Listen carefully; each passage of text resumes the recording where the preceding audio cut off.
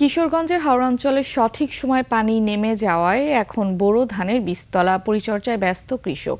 পাশাপাশি চলছে ধানের চারা রোপণের জন্য জমি প্রস্তুতের কাজও। তবে সার ডিজেলের চড়া মূল্যে উৎপাদন খরচ বেড়ে যাওয়ার দুশ্চিন্তায় কৃষক। প্রতিনিধি রুমন চক্রবর্তীর তথ্য ছবিতে ডেস্ক রিপোর্ট।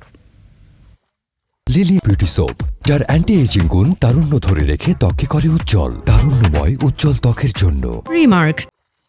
প্রায় ১,৫০০ বর্গ কিলোমিটার হাওর অঞ্চলে এখন চলছে বোরো আবাদের প্রস্তুতি। ধানের বীজতলার পরিচর্যায় ব্যস্ত কৃষক। সনাতন পদ্ধতিতে চলছে সেচ ও সার প্রয়োগ। বীজতলাগুলো সবুজে সবুজে একাকার। চারা রোপণের জন্য জমি তৈরির ধুম। চলতি মৌসুমে কিশোরগঞ্জের হাওরে পানি নেমে যাওয়ায় এত কর্মযোগ্য।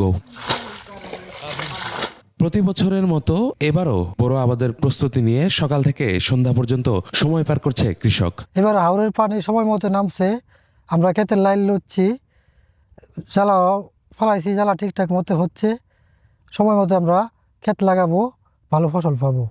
জ্বালা খুব ভালো ভালো হয়েছে, আল্লাহ বাঁচাতে লাগায়।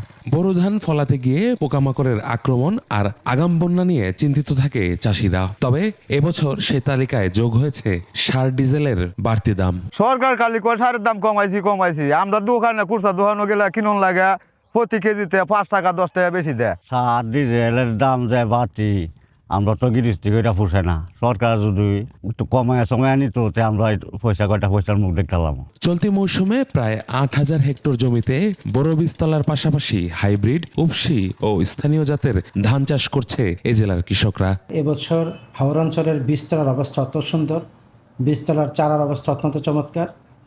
আর কিশোরগঞ্জ জেলায় বোরো আবাদের জন্য পর্যাপ্ত পরিমাণে সার মজুদ আছে।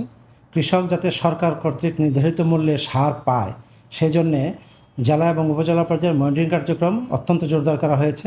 কিশোরগঞ্জে 1,68,260 হেক্টর জমিতে বোরো আবাদের লক্ষ্যমাত্রা নির্ধারণ করা হয়েছে, যার মধ্যে হাওর অঞ্চলেই হবে 1,04,000 হেক্টর। ইউসুফ হাসান নাইম, 21 টেলিভিশন।